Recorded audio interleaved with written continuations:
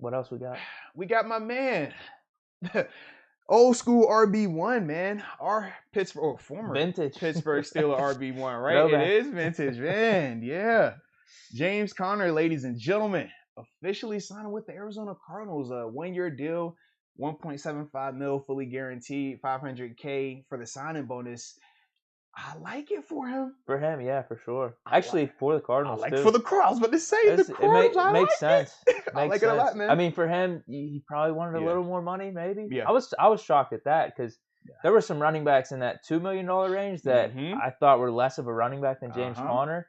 So that's why I thought he was going to get like $2 or $3 million. But then you see, what would you say it was? 1.75, 1.5. 1.75. Yeah, I was kind of shocked with that. Front.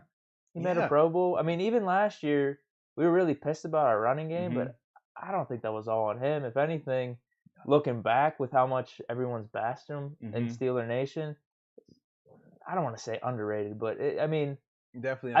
I think we overhyped the criticism with James Conner last year. Yeah, and it's funny, man, that you said that because I actually had a similar conversation on another show that I was doing, and they were saying that he was one of the worst draft picks we've had. I was like, he was supposed to be Le'Veon Bell's backup. I said, dude, he was a 3rd-round pick. Name how many 3rd-round picks make Pro Bowls in the NFL, not just for the Steelers. Historically, like, it doesn't happen a lot.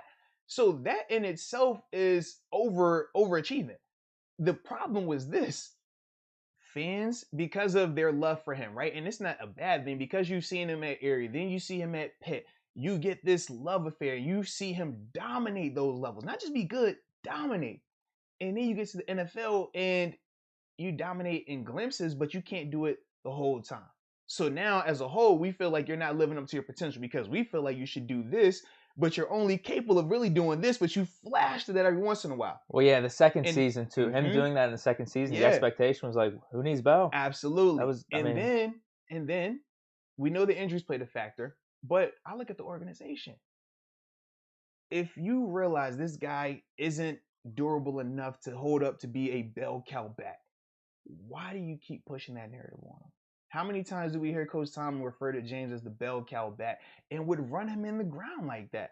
Similar style to what we saw with L. Bell. Remember, that was the big reason why L. Bell at the end was like, I'm not coming back to do that 400 touches again. I've done it 2 years in a row, and we know how this thing ends. We know this. But with James, it was like they did it. They just kept, all right, he's going to keep going. And then James, bless his heart, he's not going to publicly say no, and he's not going to tell her, he's going to be like, yo, I got this. But you could just see in all those seasons, his body did what? Broke down every single time. And for me, I'm just like, if you're the organization, you're the coaching staff, you have to do a better job of that. And that's why I think I love this for him going out to AZ, because now in AZ, they're not going to view him as the bell cow. He's a part of a rotation. Now, Chase He is the best running back on the team right now. He definitely is. Now, Chase gives you a little bit more of the versatility in terms of the speed and receiving stuff, but those two guys in tandem, but with the offense that they run with Kyler Murray, he's going to flourish. That's all he has to do is stay healthy. And if you're Arizona, just draft offensive lineman. Yeah, they may still draft a running back. That's what's going to be interesting. Though. They definitely should. Maybe not first round now. Nah. I'm going O-line first round. I'd have to see what other needs they have, but I would definitely think O-line for Arizona initially because I'm thinking whatever it takes to protect Kyler Murray. Like, that's just, yeah. For sure. Now, you bring up an interesting point about just James Conner, if he's overachieved or not. Like, how would you view his time in Pittsburgh? I'd say it was a success. Weirdly enough, like, just knowing when we drafted him, I just thought he was going to be Le'Veon Bell's backup. Yeah. And maybe if Le'Veon got hurt, he would take on the D'Angelo Williams type of role and would be fine. Like, he would be a solid starter for us. But, man, when Bell wasn't the back anymore, he had a really good season. Like, we didn't really notice that Bell was gone. Yeah. And then I think everything from that point on, 2019, quarterback situation really bad. And then last season, the offensive line stuff was terrible, but still, I think got over 900 or 950 all-purpose yards. Yes, he did. Yep. And that was in 12 or 12 and a half games. So I think overall, his 4 seasons in Pittsburgh, being a 3rd-round pick, like you said, I thought he was just going to be a backup the whole time. I didn't think he would, probably get over 500 or 600 yards a season. And remember, to get a Pro Bowl. He didn't even play his first year. I mean, he was like special teams, short yards, and he ends up getting hurt. Towards the end part of the year and stuff like that. So we're just like, none of us. I mean, even like I said, me seeing him every day was like, James, you cool, but you're not gonna be L. Bell. And then he did flash a little bit. But it was the perfect storm for him, though, man. When he flashed, like the timing of it, that's what took that expectation train and just shot it through the roof. Because it was the whole, all right, we're upset with L. Bell for whatever, personal reasons y'all want to take with it. People upset about his departure. And then it's like, all right, well, how can we get over our departure? Well, all right, L. Bell doesn't look as good over there. And then James is starting out hot. We're going to go ahead and talk crazy. Remember, it wasn't just the O-line. Everybody was in on this thing, man.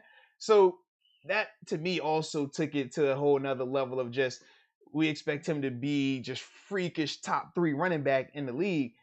And it just was never going to be realistic like that. Oh, man, yeah. He was getting drafted like top 6 or 7 in fantasy going into 2019. It's not like that, man. Because the whole backfield was going to be his. There was a little bit of conversation, like, is Jalen Samuels going to get some of his snaps? Remember going into 2019? Because, like, even he flashed in 2018 whenever it was Connor as the main guy. He got hurt, and then Jalen Samuels came in later in the season. We almost thought, you could just plug and play anyone with the Steelers offense, which, I mean, based off the production that season was the case. Yeah, because, I mean, Jalen Samuel was doing stuff that James Conner wasn't doing later in that season. So, well, you remember that game was against the Patriots? Yeah. The 19 for 140 or whatever? That was like, yo, all right. And then he had a touchdown against the Saints. Yeah.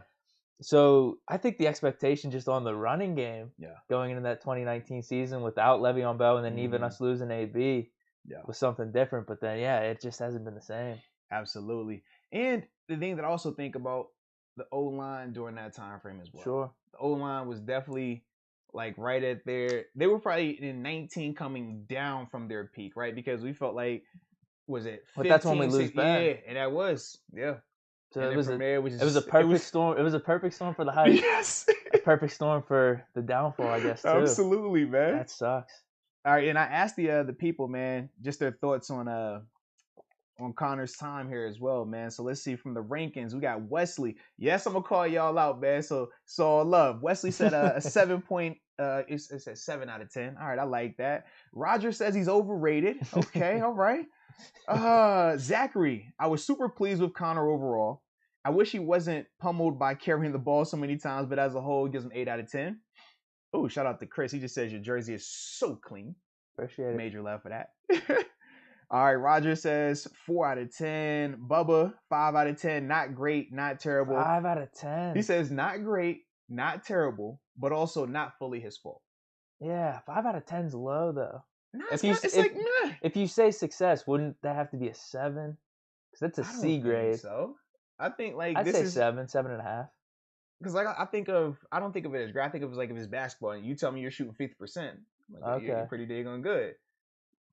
But then if I say, well, you only catch 50% of your passes, it's not so good. Right. So it just depends, I guess. Either way, we both would say success. What's your barometer? I don't look at it as like 5 different. down. I look at it 5 closer to 6 or 7, right? I'd say success. It's a different success than AB in Pittsburgh success. True. Very true. Hines Ward in Pittsburgh success. Just based off expectations and everything. Let me see what we got. I'd still say it was solid for Connor, his time in Pittsburgh.